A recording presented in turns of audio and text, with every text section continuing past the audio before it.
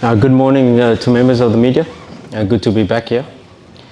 I think the Champions League has shown us that you cannot predict in matches of this magnitude. Everybody probably expected Al Ahly to win, but Sundowns came in with a away goal, and on the other side, everybody probably expected Pirates to win. And it shows that even Pirates scored 2 away goals, and they were not guaranteed even to qualify. And that shows us there's no big club, there's no small club.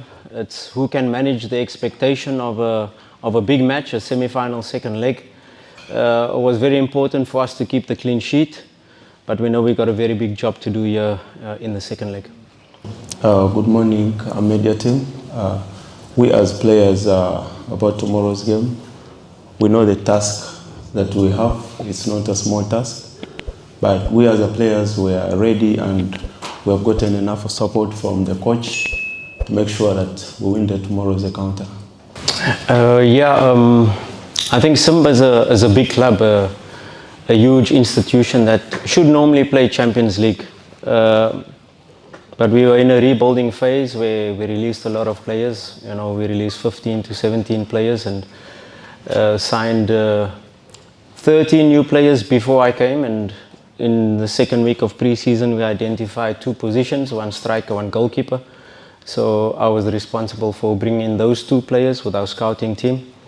And you know, the profile, the type of player we signed is 18 to 24 years old, so a young team in the rebuilding phase of this project. And yes, we've exceeded expectations because it was probably the first time for most of our players to play in a tournament like this, traveling away from home. And our first task in our prelim was Al Ahly Tripoli. I remember playing Al Ahly Tripoli for Orlando Pirates after beating Simba in the quarterfinal of the Confed. We played Al Ahly Tripoli in the semi-final. So that is the magnitude of team that we got. And yes, nobody really gave us a chance because we have a young team, we have a new team. If you take the starting lineup of last season, we have 4 players: our right back, our left back, Fabrice Ngoma and Kibu.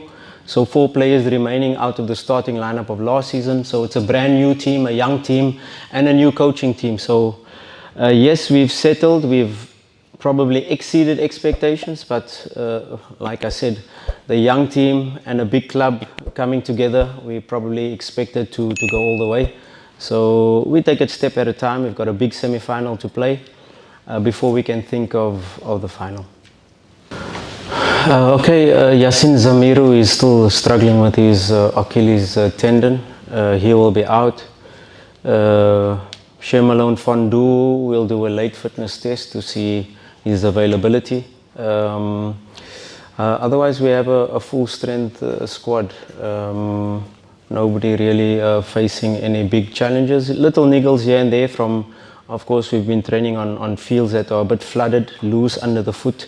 With the rain we've been having here in Durban, but little niggles, little small knocks, but I'm sure we'll be full strength, of course, besides Zamiru Yassin.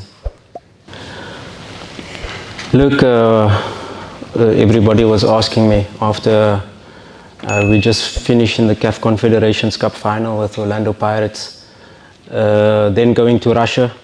And everybody was asking me, why do you take a team that is bottom of the log and no hope to survive? But it's a club close to my heart, and I had to do everything to try to save them. And already getting to the playoff final was a huge achievement on its own, considering where they were in the log. But it's a team that is close to my heart. I played for them. We made history with them, getting in the highest position in 4th place. We got to a cup final, we got to semi-final. So we made huge achievements with the club. And of course, seeing the club at the bottom with no hope, coming from a big stage where I was, to take them, everybody was saying I'm crazy, but I had to try. The project so far is, like I said, we've probably exceeded expectations, but we've got big ambitions as a technical team. We still have 3 competitions to play for. Yes, we have to win all our remaining league matches to be champion. Yes, we're in the semi-final of a cup. Let's call it the FA Cup, CRDB Cup. And we've got this big task ahead of us in the semi-final second leg. So juggling competitions, we know after this match is immediately four 4 matches in the space of 2 weeks in the league to catch up our 4 matches that we're behind, and then it's hopefully the final traveling away first. Yes, sir. Coach, this is Robin Mandela from Sportswire. Coach, I just wanted to find out here, with Stellenbosch having taken the gameplay here, does it give an advantage, or also are you aware of the character that they've gone this far, having not played, at home, in Stellenbosch? Yeah, they're a dangerous team. They, just looking at the history, last season, season before, they beat Sundowns, they beat Pirates, they struggle a little bit with Chiefs. But they're the hoodoo teams of the big teams, and they know how to play against big teams. They don't mind not having the ball. They cannot have the ball for the entire match, 30-40% possession, and then they hit you with one counter attack. So a very, very dangerous team. And looking at how they're approaching CAF games, they're going very much percentage football. They're playing the ball behind your defense line with their speed. They're getting a long throw on the halfway line. They're throwing it into the box. Any ball can fall, and that was probably the most dangerous moment from a long throw. We manage their transitions, and that is extremely key. But it's a very difficult, awkward match that we're going to play. Maybe they come with a different approach and say, let's high press Simba, or maybe they're a little bit more cautious, knowing that an away goal they will have to score 3. So we prepared for all game plans or all strategies that they will come with. We have to be ready to be able to do the job.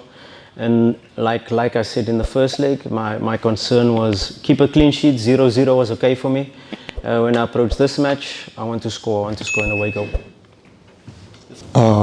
The one goal is not enough. A team like Stellenbosch, they're also equally good. They have young players. They're ready to compete.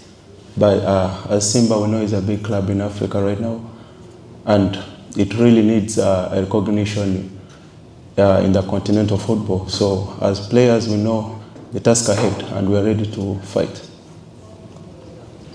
You focus at the next job at hand, and we totally committed to Simba. We started this project. We only 8-9 months into the project, and our objective as a club is to dominate Champions League. So we're on course to qualify for Champions League, and that is the vision of our president, very similar to what Dr. Patrice Motsepe did when he bought Sundowns. And our president has huge ambitions to be able to dominate Africa. So this is we're only baby steps into the project, so still lots to come. And our young squad, we're not yet at our full potential. They've gained a lot of experience of getting this far in this competition, but we know next season we have to strengthen, we have to be ready for a higher level, that is Champions League football. Are you still expecting an answer, or are you fine? Thank you, sir. We don't have anyone on this side?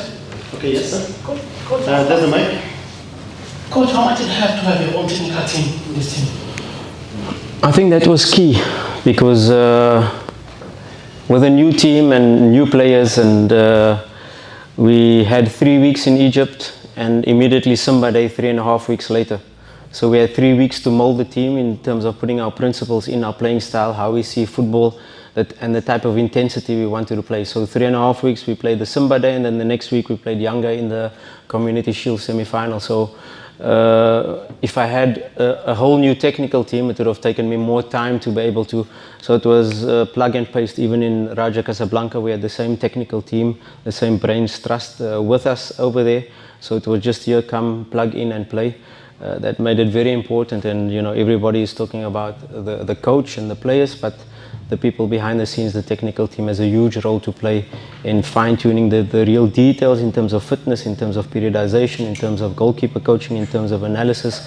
And of course my assistant Darren Wolken is one of the best football minds to come out of the country, and I'm sure he'll make a top head coach one day. Okay, I'll take the last 2 questions. Yes, starting with you, sir. Coach, how much of an influence does it have? You're from South Africa, you played against Coach Steve before. How much of an influence does it have in the way that you plan or set up your team, knowing Coach Steve so much? Yeah, We've played Stellenbosch many times before.